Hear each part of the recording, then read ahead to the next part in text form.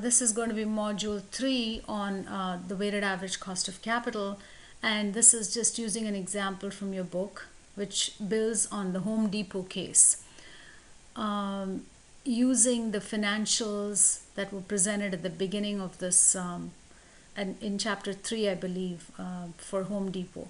So with Home Depot, the cost of debt, if we took information from their financials, using the information from chapter 3, their bond yield was 4.67%. Okay, all referenced in different parts, in different chapters of the text. Okay, so page 143 says the yield on their bond was 4.67%. Their tax rate based on taxes paid from their financials was 36%. So their cost of debt after excluding the tax or deducting the taxes is about 4.67 times 1 minus the tax rate, right? So that's equal to 3%. They had no preferred equity. Common equity, we apply the CAPM. Treasury yield, the risk-free rate right now is about 1.63. Their beta for Home Depot from section 10 is given to be 1.03. And you can just Google betas. If you go look up betas on finance, Yahoo Finance, you will see the beta given for every stock that you're looking at. That's just this beta.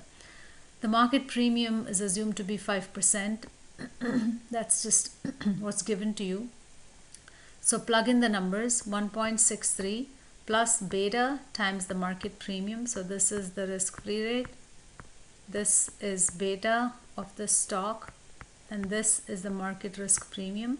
So now their equity cost is 6.8%, and that makes sense because the cost of debt is 3, the cost of equity has to be higher.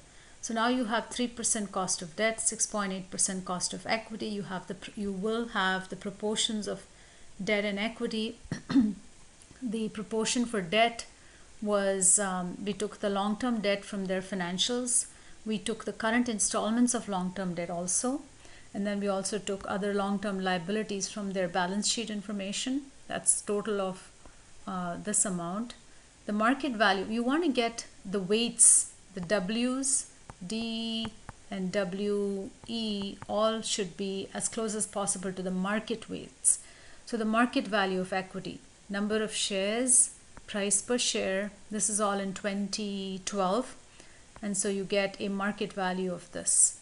So they have so much in debt and so much in equity, right? So their total capital is what? The total capital is the sum of this debt and equity, or $82.86 billion.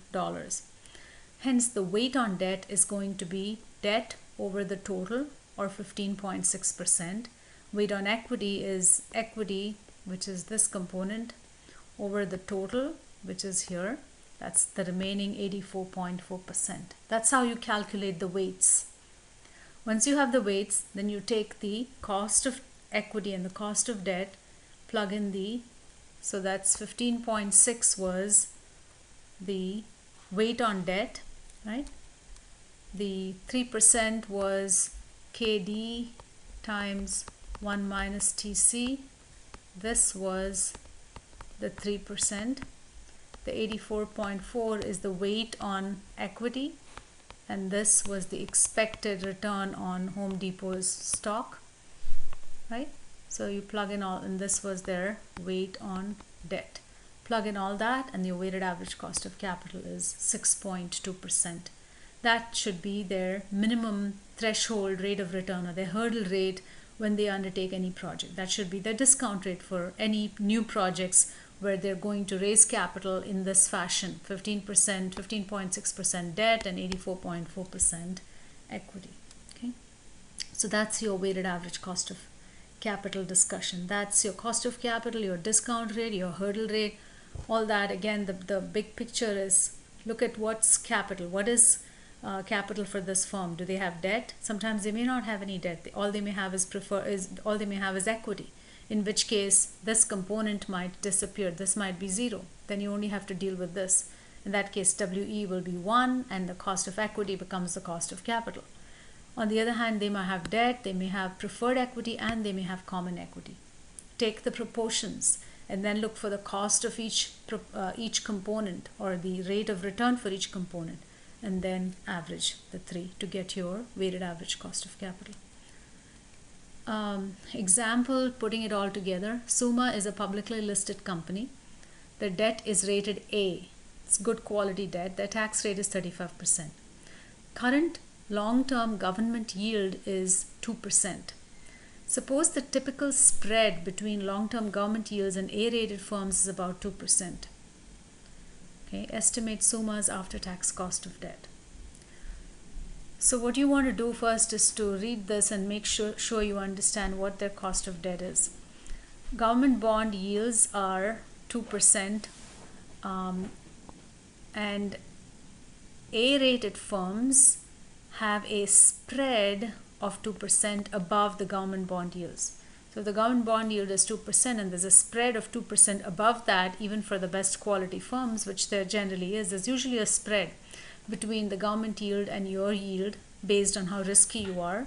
For the A-rated firms, in this case, it's about 2%, which means that their cost of debt is the government bond yield plus the additional spread of 2%. That's how you want to read this information.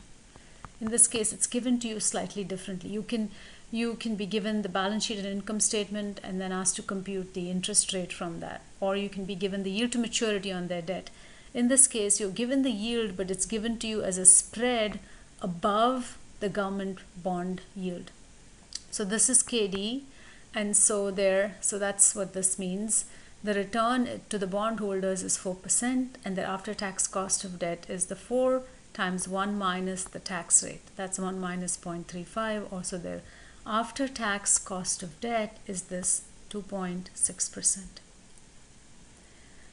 Preferred shares were issued at $30, and they're now trading at $28.5. They pay annual preferred dividends of 2.25 a share. What's the cost? The cost meaning the rate on the preferred equity.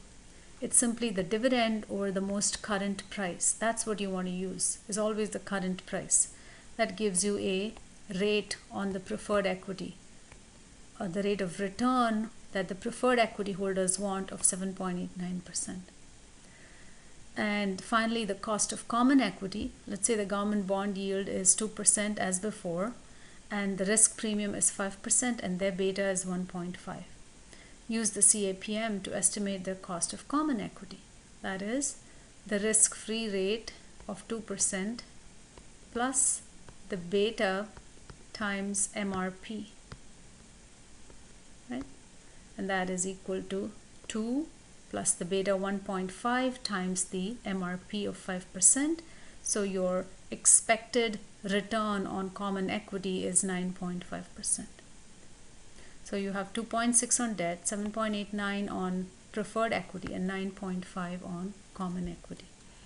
Now, if you can further assume that they have 30% debt, 10% preferred equity, so that's a total of 40, and the remaining 60% common equity, then your weighted average cost is simply going to be 30% times the cost of debt, which is 2.6, and then you take the other components, 10% cost of preferred equity and 60% cost of common equity, and all that gives you a weighted average cost of capital of 7.27%, which again would be the discount rate that they would use for all their projects. Okay? So that's how you compute the weighted average cost of capital. With that, we conclude this module.